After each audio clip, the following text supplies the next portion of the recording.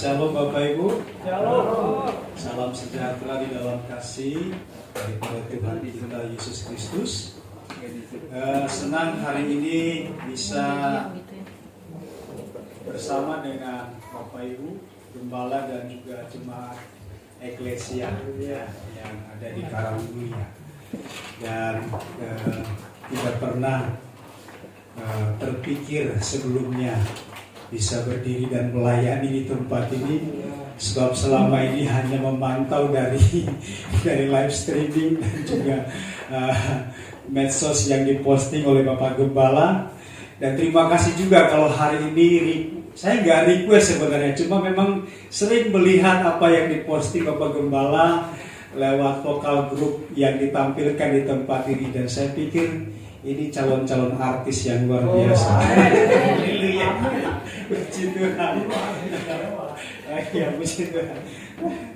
Bapak Ibu Saudara, izinkan saya untuk memperkenalkan diri, tapi sebelumnya terima kasih buat Bapak Gembala di tempat ini, Ibu, dan ternyata juga ada Om di tempat ini. Ya benar seperti yang disampaikan beliau, kami ya rekan sepelayanan yang sama-sama di Jakarta ya, dan kebetulan saya Tuhan panggil untuk melayani di Pulau Bali, dan saya sudah melayani kurang lebih 25 tahun di Bali. Dan ya tadi Bapak Gembala bilang warna kulitnya sudah sama kayak orang Bali, atau ini kuning langsat atau kuning bangsat. Hanya masalahnya nama saya tidak berganti gitu ya, karena di Bali itu kan harusnya ada nama depannya ya. Jadi untuk mengetahui anak pertama, kedua, ketiga, dan keempat itu kita akan tahu kalau dia itu anak pertama, anak kedua, ketiga, dan keempat. Jadi kalau saya harusnya diberi nama Iketut gitu, karena saya anak yang keempat. Nah, anak yang pertama kalau ndak Wayan, Nyoman, Putu, kira-kira begitu. Lalu anak kedua Kade atau Made ya.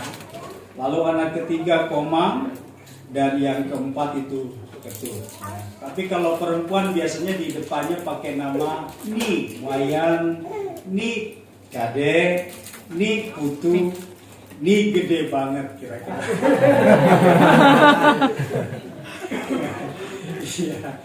Iya, Bapak Ibu Saudara, saya perkenalkan diri dulu. Nama saya Didi Aritonang ya.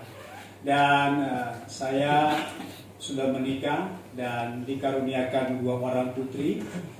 Walaupun sedang berjuang untuk menambah anak yang ketiga, laki-laki. Tapi sepertinya bukan menyerah ya, kehendak Tuhan saja. Karena kemarin waktu zamannya COVID, orang bilang lockdown, saya bilang istri saya sudah saya lockdown, smackdown sudah. Tapi nggak jadi juga. Terserah Tuhan saja. Nah, Bapak Ibu Saudara, kami melayani di daerah Gianyar, Kabupaten Gianyar, dan tepatnya itu pariwisatanya Ubud, teras rice, tower bertingkat, lalu Bali Safari, Bali Sea dan sebagainya. Memang posisinya di tengah-tengah, ke Denpasar aksesnya juga dekat, lalu ke kabupaten-kabupaten lainnya juga cukup dekat.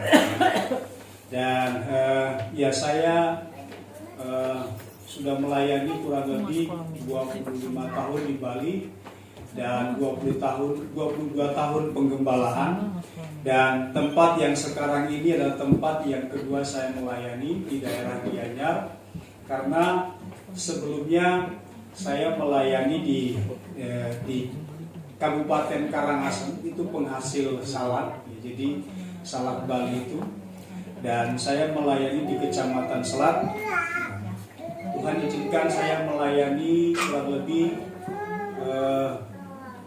8 tahun ya, dengan 3 kakak waktu itu. Karena memang semakin ke desa pelayanan semakin sunyi, semakin sepi gitu. Angkot juga hanya bisa beroperasi pagi, itu pun untuk ibu-ibu yang ke pasar anak sekolah, tapi jam 3, jam 4 sudah sepi lah kira-kira. Jadi kalaupun ada orang yang merantau mungkin pas cocok hanya di Denpasar.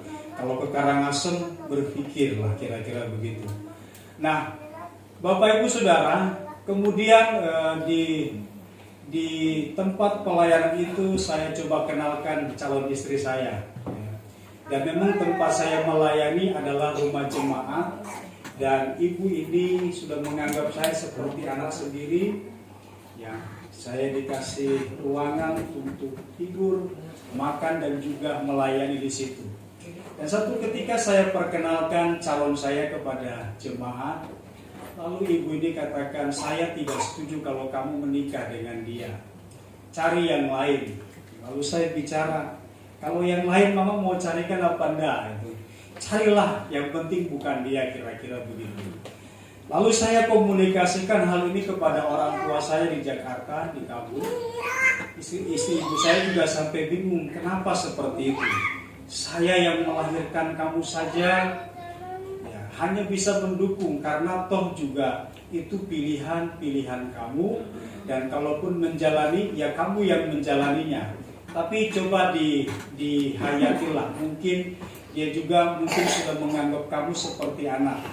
Nah, tapi ada satu kalimat yang beliau sampaikan, bahwa kalau kamu tetap menikah dengan dia, saya tidak akan berjemaat dengan kamu. Lalu tahun 2009 saya putuskan tetap menikah, dan saya keluar dari situ dan saya kembalikan ke gereja itu untuk terus digembalakan. Nah, 2010 saya membuka lagi sebuah pelayanan yang baru di daerah Gianyar.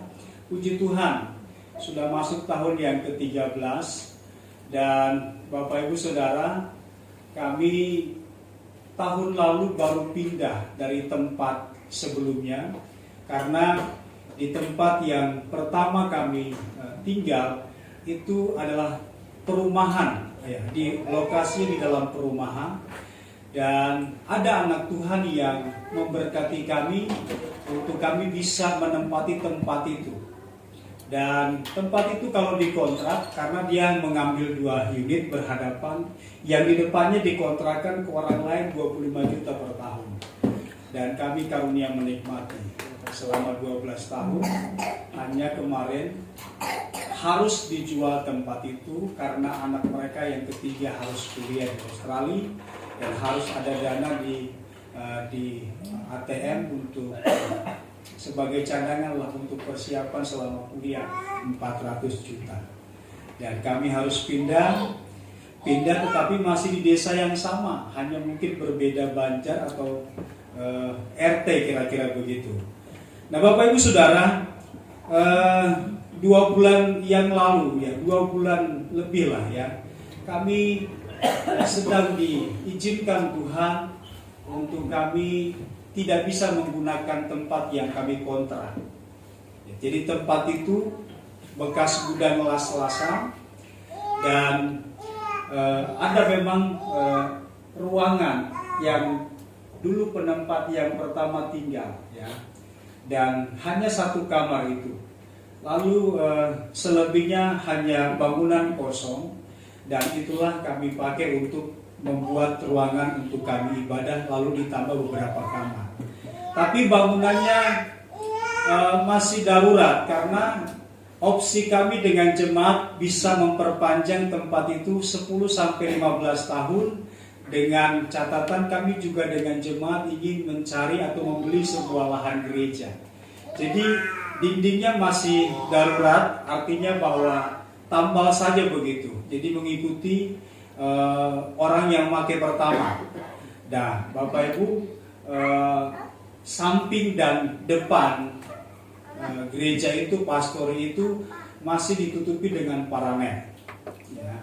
Jadi saya kadang menghibur jemaat bahwa tempat kita memang seperti ini, tapi mudah-mudahan kita akan tumbuh subur seperti pohon anggrek. Karena paranet itu biasa dipakai untuk menghalangi anggrek-anggrek terkena cahaya matahari langsung. Ya. Kalau yang dulu justru perumahan, ya ini puji Tuhan ini mungkin bis eksekutif Om ya. Kalau dulu yang di perumahan hanya bisa terisi 24 seat. Jadi 2 di kiri, 2 di kanan. Kalau sudah penuh, pintu ditutup, tarik per. Jadi kayak bis gitu kira-kira. Tapi bukan itu persoalannya, tetap sukacita. Nah Bapak Ibu Saudara, saya ada di Jakarta bukan jalan-jalan. Ya, saya harus mengantar keponakan saya. Dia sudah ikut dengan kami hampir 3 tahun. Nah keponakan saya ini sudah 2 kali keluar dari rumah sakit jiwa. Ya. Keponakan dari abang saya.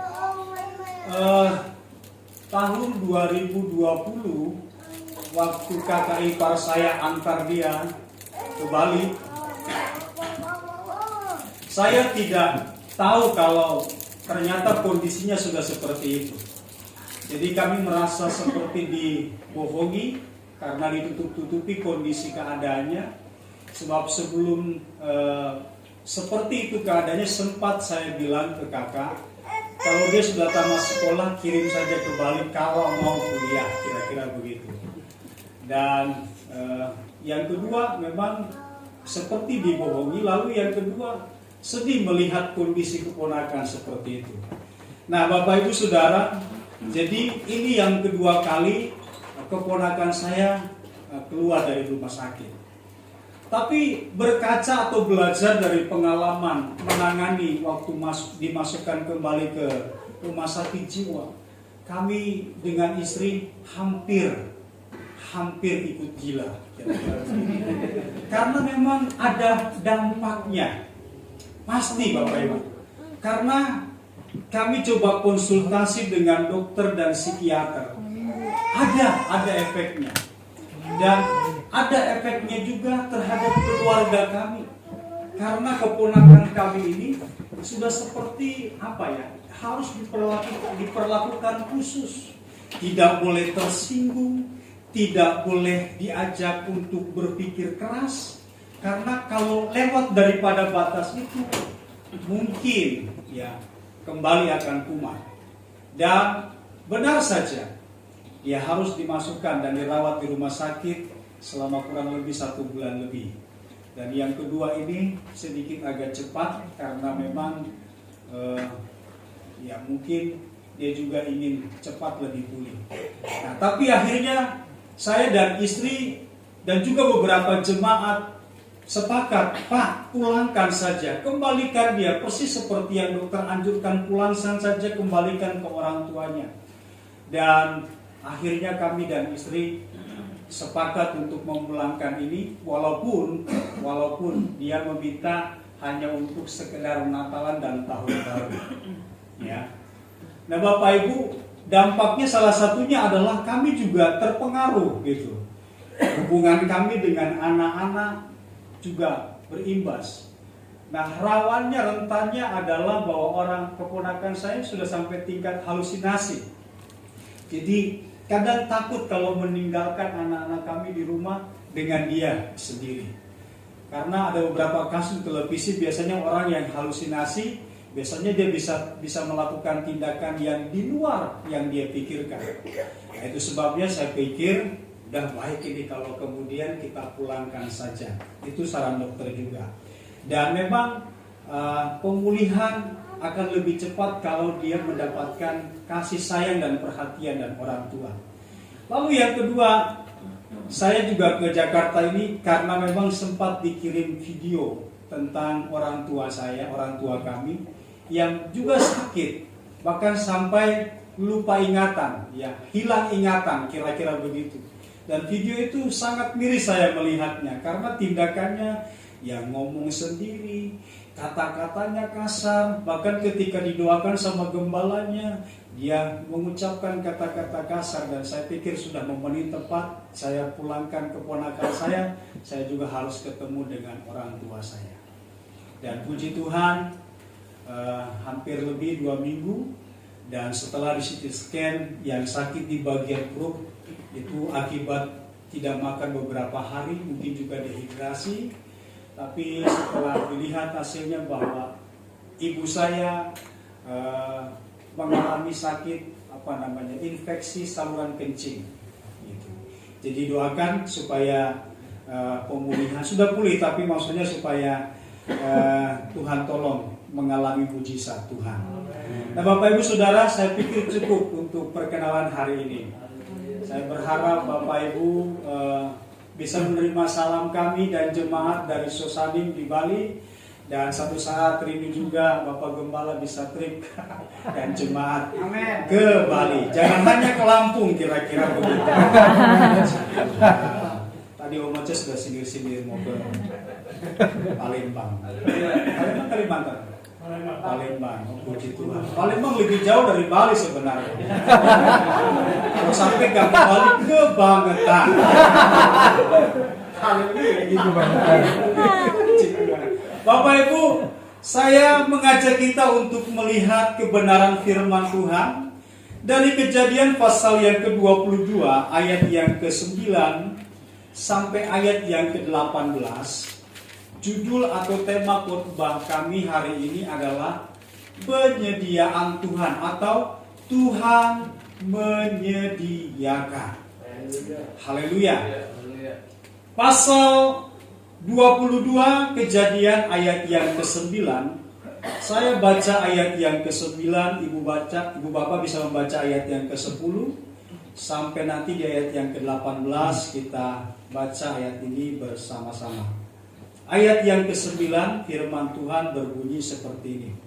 Sampailah mereka ke tempat yang dikatakan Allah kepadanya. Lalu Abraham mendirikan mezbah di situ. Disusunnyalah kayu, diikatnya Ishak anaknya itu, dan diletakkannya di atas mezbah itu, di atas kayu api. Sudah Abraham membutuhkan tangannya, lalu mengambil pisau untuk menyembelih anaknya. Tetapi berserulah malaikat Tuhan dari langit kepadanya, Abraham, Abraham. Sahutnya, ya Tuhan. Lalu ia berfirman, jangan membunuh anak itu dan jangan kau apa-apakan dia, sebab telah mengetahui sekarang bahwa engkau tentang Allah dan engkau tidak segan-segan untuk menyerahkan anakmu yang tunggal kepadaku. Lalu Abraham menoleh dan melihat seekor domba jantan di belakangnya, yang tanduknya tersangkut dalam belukan. Abraham mengambil domba itu, lalu mengorbankannya sebagai korban bakaran pengganti anaknya. Dan Abraham menamai tempat itu Tuhan menyediakan, sebab itu sampai sekarang dikatakan orang, di atas gunung Tuhan akan disediakan. Untuk kedua kalinya berseru malaikat Tuhan dari langit kepada Abraham. Katanya, aku bersumpah demi diriku sendiri, demikianlah firman Tuhan, karena engkau telah berbuat demikian, dan engkau tidak segan-segan untuk menyerahkan anakmu yang tunggal kepadaku. Maka aku akan memberkati engkau berlimpah-limpah dan membuat keturunanmu sangat banyak, seperti bintang di langit dan seperti pasir di tepi laut, dan keturunanmu itu akan menduduki kota-kota musuhnya. Sama-sama 2, 3. Oleh keturunanmu lah semua bangsa di bumi akan mendapat berkat, karena engkau mendengarkan firman-Ku. Sama-sama katakan amin. Haleluya. Bapak Ibu Saudara yang dikasihi Tuhan, dalam perjalanan kehidupan kita tentu banyak hal-hal yang tak terduga kita jumpai. Banyak hal-hal yang kita alami. Kadang itu baik, kadang itu menyenangkan, bahkan mungkin sangat menyenangkan. Demikian juga dengan apa yang menjadi perjalanan kehidupan Abraham. Kita tahu persis bagaimana Abraham baru saja, atau bisa dikatakan Abraham baru saja menikmati masa-masa bahagia, masa-masa lengkap hidupnya sebagai seorang kepala rumah tangga. Karena apa? Karena hadirnya putra yang dijanjikan itu. Kita tahu persis berapa lama Abraham dan istrinya menanti tentang apa yang dijanjikan Allah kepada mereka. Sampai kemudian berapa puluh tahun kemudian Allah menggenapi janjinya dengan memberikan keturunan, yaitu Ishak kepada mereka. Dan ternyata bahwa kebahagiaan yang dialami, dirasakan Abraham dan istrinya tidak berhenti sampai di situ.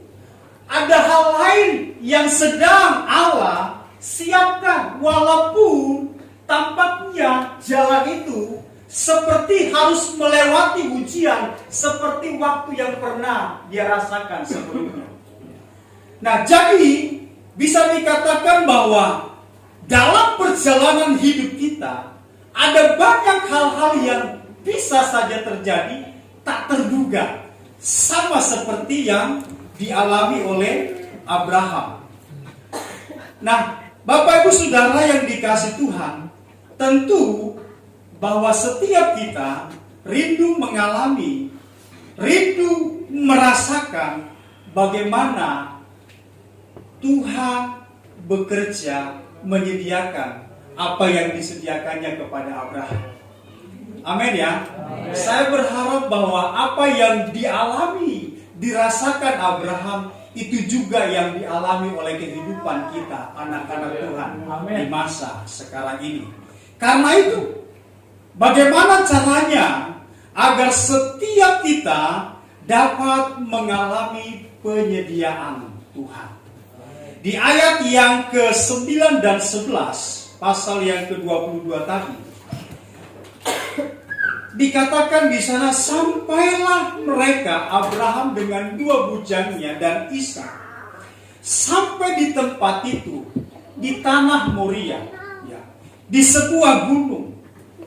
Lalu Abraham mendirikan mezbah di situ dan disusunnyalah kayu, diikatnya Ishak di anaknya itu dan diletakkannya di mezbah itu di atas kayu. Sesudah itu Abraham mengulurkan tangannya lalu mengambil pisau hendak menyembelih anaknya. Jadi, Bapak Ibu Saudara, kita dapat mengalami penyediaan seperti yang Abraham alami. Cara yang pertama adalah miliki kerelaan, miliki kesediaan hati untuk mempersembahkan, mengorbankan apa yang Tuhan beri kepada kita.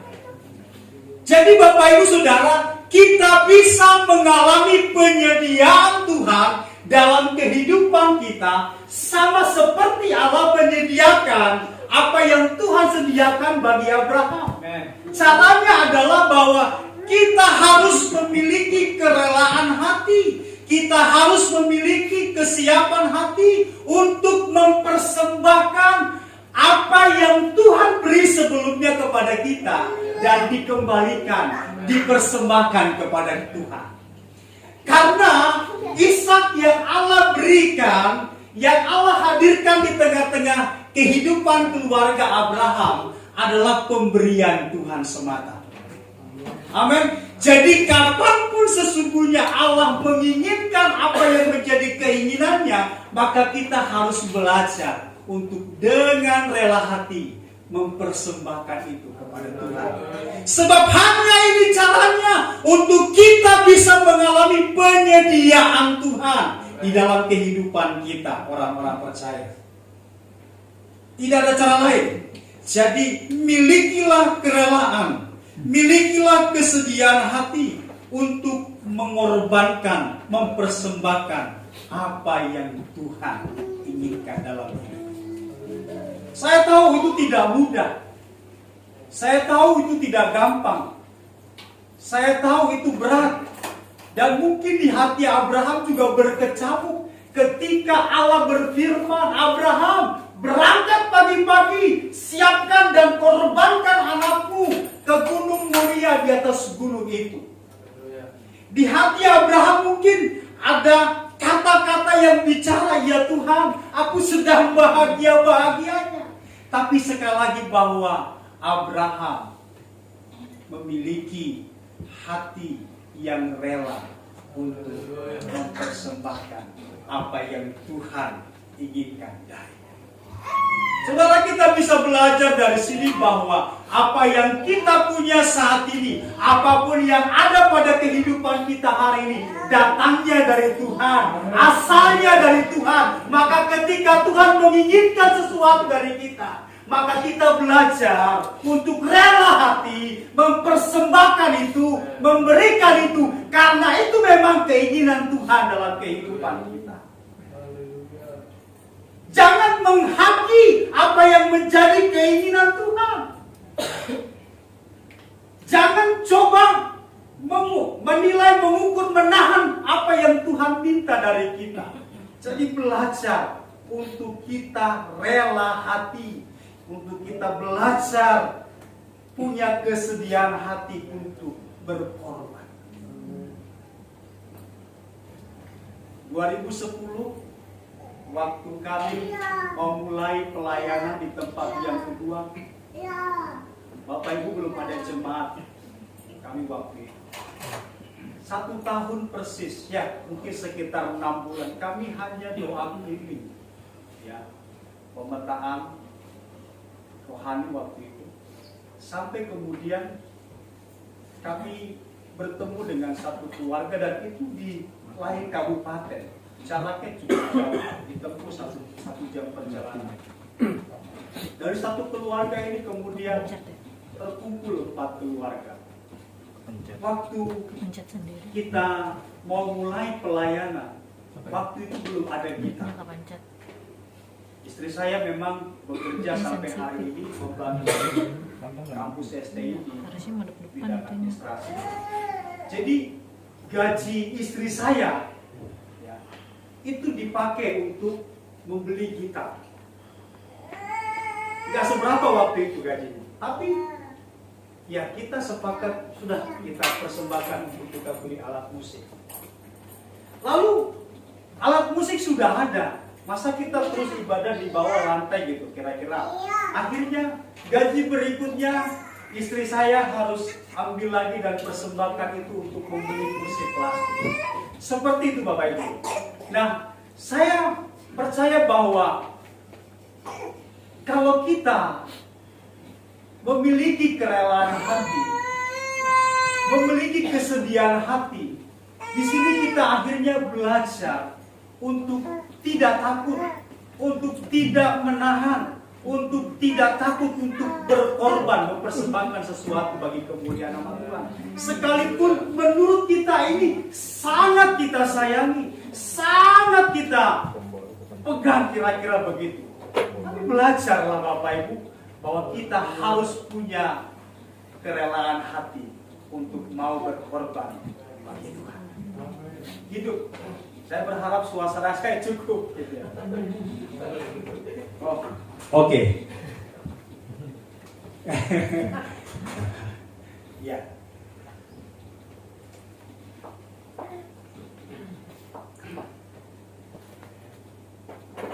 Jadi yang pertama bahwa kita harus memiliki kerelaan hati. Dan saya berharap bahwa ini menjadi gaya kehidupan kita orang-orang Kristen. Belajarlah seperti Abraham bertindak. Ya. Bahwa sekalipun dia sangat menyayangi putranya, menyayangi Ishak, tapi ketika Tuhan katakan persembahkan, maka dia dengan rela hati, dengan segenap hati, dia persembahkan anaknya. Haleluya. Jangan takut untuk berkorban. Jangan hitung-hitungan sama Tuhan. Ya. Saya pernah melayani jemaat. Pak, doakan supaya nanti ketika ada sepeda motor, saya akan rajin ke gereja, nggak perlu dijemput lagi. Oh puji Tuhan, didoakan punya motor. Ternyata motornya yang ke gereja, bukan orang.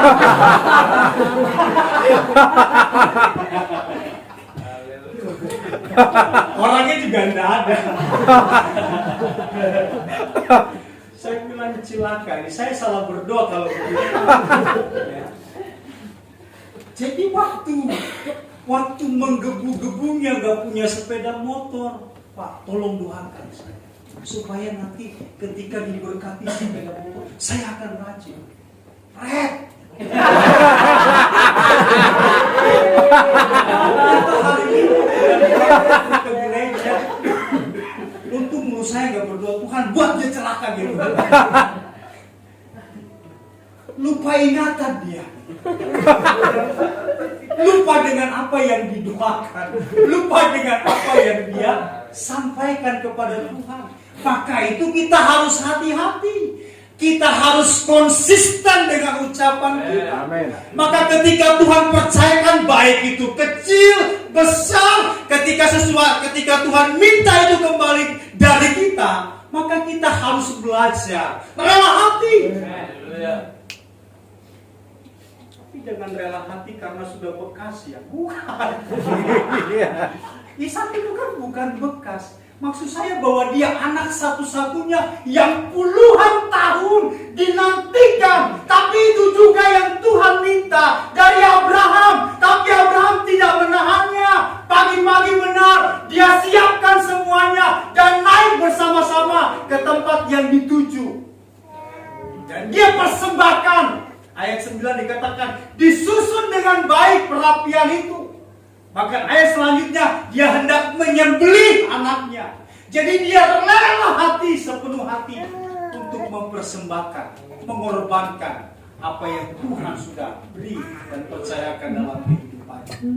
Maka kalau engkau diberkati Tuhan, ya, itu saat ketika Tuhan minta lagi, kita harus belajar. Terima kasih Tuhan, mungkin hanya bisa menikmati beberapa waktu. Haleluya.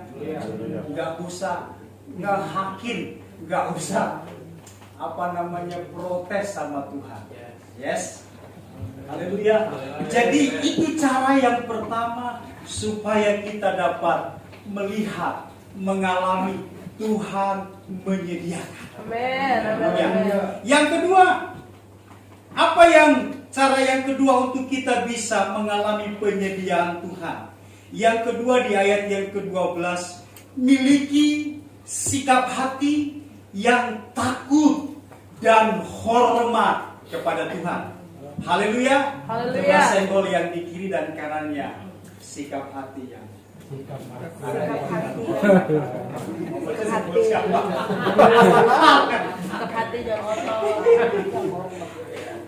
ya, kira-kira apa sih takut akan Tuhan itu? Apakah Tuhan itu menyeramkan? Tuhan itu bengis? Tuhan itu jahat?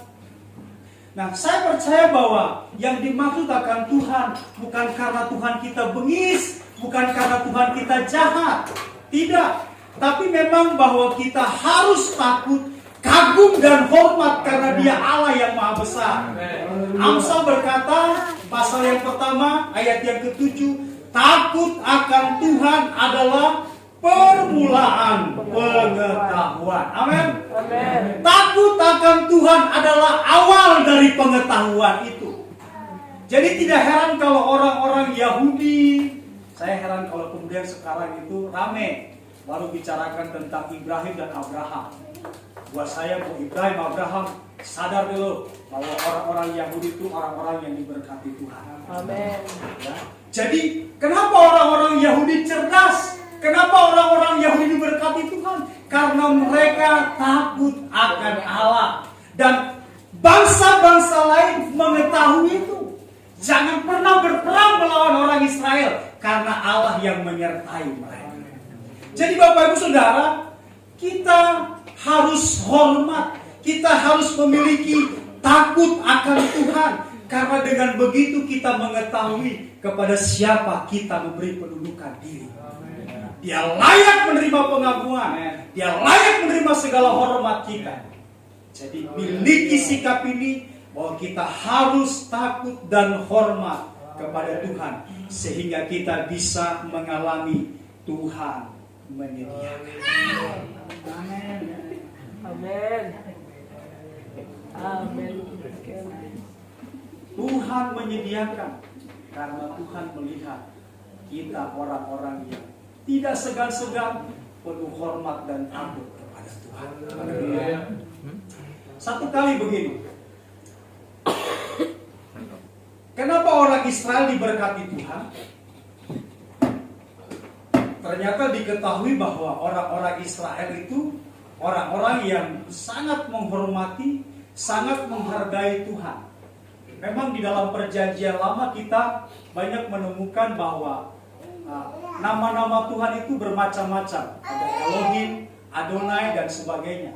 Tapi berdasarkan pengalaman apa yang dirasakan saat itu. Misalnya El Shaddai, Allah Maha Kuasa, kira-kira begitu ya. Dan sebenarnya Allah menyediakan itu sendiri sebenarnya Jehovah Jireh, Jehovah Jireh, Allah menyediakan. Nah, jadi orang-orang Israel diberkati Tuhan oleh karena dia takut akan Tuhan. Nah, masalahnya adalah orang-orang Indonesia, baik Tuhan, setan nggak ada takutnya. Karena sama-sama nggak kelihatan. Nah, itu lebih celaka lagi. Kadang orang berkata, ya ngapain saya lebih takut dengan orang yang fisiknya ada. Tuhan kan nggak kelihatan. Hei! Tidak seperti itu. Memang Tuhan tidak kelihatan. Tapi ini bicara tentang bagaimana kita agung dan hormat kepada Sang Pencipta kita. Amen. Jadi milikilah ini. Takutlah akan Tuhan. Mumpung Pak Pendeta lagi khotbah keluar, saya dengar informasi, udahlah minggu ini gak usah ke gereja.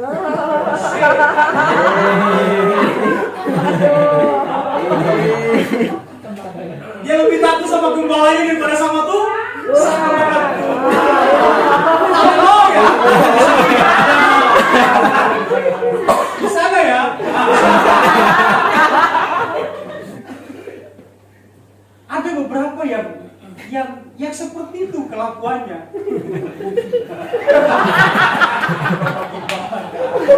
Ya wes lah. Kasih ke gereja. Dia lebih takut bapak gembalanya daripada Tuhan. Saya pernah lakukan kunjungan karena sudah ada satu bulan ke gereja. Jadi saya telepon dulu, pastikan orang ini apa ada di rumah gitu. Waktu terima telepon, ada di rumah Bu, ada. Rupanya dia bergejolak gitu hatinya. Sampailah kami di tempatnya, hanya menanyakan bagaimana kabarnya, kenapa gak ke gereja? Ya ampun Bapak, kira-kira dimarahin. Ya ampun Bapak, kira-kira begitu. Memang saya datang mau menghakimi kau. Kan saya gak jahat-jahat amat. Saya datang cuma nanya kabar gitu.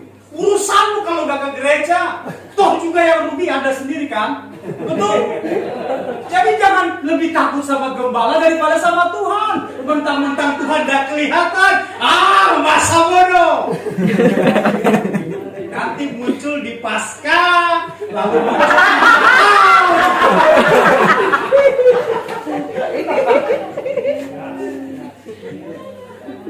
syukur-syukur masuk dalam kepanitiaan.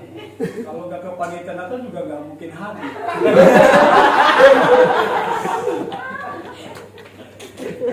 Haleluya, ampuni dia. Jadi miliki ya rasa takut dan hormat. Amen. Ini kunci untuk kita bisa mengalami penyediaan.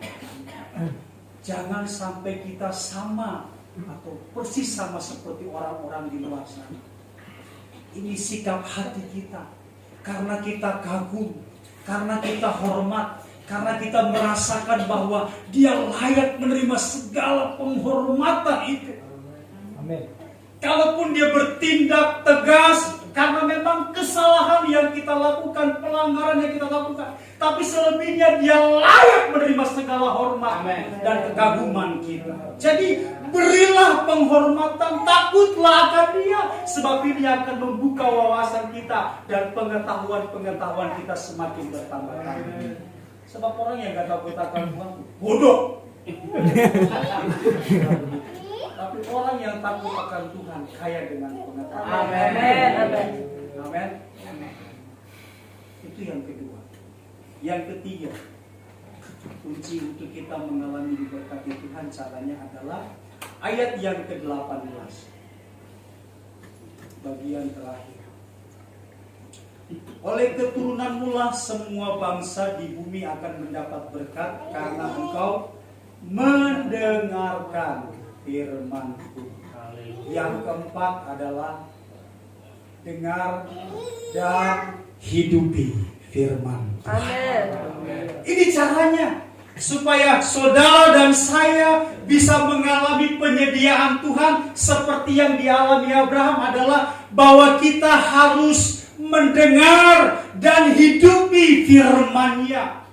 Saya percaya apa yang dialami Abraham bukan saja penggantian pengorbanan anaknya semata, tetapi di ayat sebelumnya kemudian dikatakan bahwa Allah memberkati Abraham, namamu akan masyhur, kau akan diberkati seperti itu. Tapi mari belajar bahwa engkau harus menghidupi firman Allah. Jemaat harus menghidupi firman Tuhan, bukan sekedar membaca, tapi hidupi, hayati, resapi, karena firman Allah itu hidup. Amen. Itulah kunci kemudian Abraham mengalami penyediaan Allah itu. Abraham, Ishak tidak jadi dikorbankan, Tuhan ganti dengan korban yang lain. Tetapi berkat yang luar biasa Allah, bagaimana Tuhan membuat Abraham semakin dikagumi, menjadi berkat. Dan betapa luar biasanya kalau kemudian hari-hari ini kita dipertontonkan dengan apa yang terjadi di Israel. Maka saya katakan tadi masa bodoh mau disebut Ibrahim, Abraham, tapi saya percaya bahwa orang-orang Israel diberkati Tuhan karena janji ini kepada Abraham. Jadi mari Bapak Ibu Saudara yang dikasih Tuhan, Tuhan tidak pernah menahan apa yang memang sudah dijanjikan kepada kita. Tuhan tidak pernah menahan apa yang sesungguhnya akan menjadi milikmu. Hanya bagaimana caranya bahwa kita memiliki kesiapan hati, kerelaan hati, dan menghidupi janjinya, menghidupi firman-Nya. Maka saya percaya kita semua akan mengalami Tuhan menyediakan. Jehovah Jireh menjadi bagian kehidupan kita. Amin. Haleluya. Tuhan menyediakan. Tuhan menyediakan. Dan itu yang membuat kita senantiasa akhirnya bisa berkata, Tuhan, kagum aku dengan perbuatanmu. Tuhan, caramu ajaib, dahsyat, tak terpikirkan. Dan apa yang gak pernah muncul, gak pernah dipikirkan, itu yang Tuhan kerjakan. Jadi milikilah kerelaan hati. Hidupilah firman Tuhan dan hormat kepada Tuhan. Saya percaya pengalaman Abraham menjadi pengalaman kita sebagai anak-anak Tuhan di saat ini. Saya tidak tahu Bapak Ibu sedang bergumul apa hari-hari ini, tapi percayalah, Jehovah Jireh, Allah pasti menyediakan. Relalah engkau berkorban ketika Tuhan minta hatimu rela sepenuh hati. Mari belajar untuk mengorbankan itu. Sedikit keluar dari kasus ini, cerita ini, bagaimana janda di Sarfat juga seperti itu. Bapak Ibu Saudara, kita tidak akan pernah mengalami pertolongan Tuhan, pemeliharaan Tuhan kalau kita setengah-setengah hati. Kalau kita nggak punya hati yang lapang, hati yang lebar, hati yang luas, hati yang terbuka, dan mau siap berkorban sepenuhnya. Sehingga kapan saja Tuhan inginkan itu dari kita, kita akan dengan rela hati. Haleluya. Tapi memang ini tentang diri kita dengan Tuhan. Haleluya. Ini tentang kita dengan Tuhan. Karena kekristenan itu, kehidupan Kristen itu adalah sebuah pengalaman kita dengan Tuhan. Jadi tentang penyediaan Tuhan, bukan bukan karena kata orang lain, karena kita sendiri dengan Tuhan punya pengalaman itu. Benar Tuhan, di saat kritis, di saat susah, di saat keluargaku nggak tahu apa-apa, saya sedang bergumul, suami saya sedang bergumul, tapi Engkau dengan caramu menyediakan apa yang kami butuhkan. Karena kita dalam hati, kita lapang hati untuk mempersembahkan apa yang Tuhan mau dari kita. Yes, haleluya. Haleluya. Puji Tuhan. Semoga GPD Eklesia punya lahan yang lebih besar. Amin. Amin. Amin. Bapak Gembala Kampung dikatakan lagi sedang cari lahan yang lebih besar lagi. Amin. Amin. Tidak ada yang mustahil bagi Allah. Amin. Doakan kami juga di Bali sedang mendoakan, sedang membutuhkan lahan. Amin. Sebelum kami pindah ke tempat yang baru, 1 bulan sebelumnya, sebelum tempat itu akan dijual sama pemilik, 1 bulan sebelumnya saya sudah melantik pengurus gereja. Jadi kurang lebih 11 tahun melayani di tempat itu. Baru waktu itu saya melihat momennya untuk ditabiskan, dipersiapkan. Dan setelah pelantikan pengurus gereja, 1 bulan kemudian pemilik rumah datang dan katakan, Pak Didi, tempat ini kami harus jual. Dan waktu beliau serahkan iklan poster yang dijual itu, saya sendiri yang ketok dan pasang di tembok. Tok tok tok. Tapi untuk karena sudah kedua kali tahun 2017 waktu Gunung Agung erupsi, juga waktu itu tuan rumah bilang jual. Ini waktu itu selesai pendetaan khotbah Natal di tempat kami. 2 hari kemudian bapak yang punya rumah panggil saya ke pengalonya. Dan waktu itu di tahun 2017 hati kami hancur. Karena apa? Karena saya juga baru kembali dari Jakarta waktu itu. Ya sambil jual salib kalau nggak salah Om saya. Kita lagi membutuhkan penggalian dana. Dan ternyata selesai Natal 2 hari itu kemudian dipanggil, Pak, begini-begini keadaannya, kondisinya, tamu-tamu sepi dan sebagainya, tempat itu harus kami jual. Jadi hancur hati lah waktu itu. Ya, tapi sebelum pelantikan pengurus, saya merasa seperti sendiri waktu itu. Nah, tapi tahun 2001 kemarin, 2002 kemarin, ya waktu disampaikan akan dijual lagi tempat itu, ya saya pasang aja, tok, saya berpikir ya sudah cukuplah 12 tahun, itu kemurahan yang luar biasa, kemurahan Tuhan. Dan minggu waktu jemaat ibadah lihat tulisan itu, ya mereka berkaca-kaca, dan apalagi waktu selesai ibadah saya umumkan rumah ini dijual, mereka nangis luar biasa. Kemana kita Pak? Ibadah di mana kita Pak? Saya berusaha untuk membuat mereka tegar dan kuat menghadapi. Nah Bapak Ibu Saudara yang dikasih Tuhan, kami juga sedang berkumpul supaya Tuhan bisa menyediakan lahan.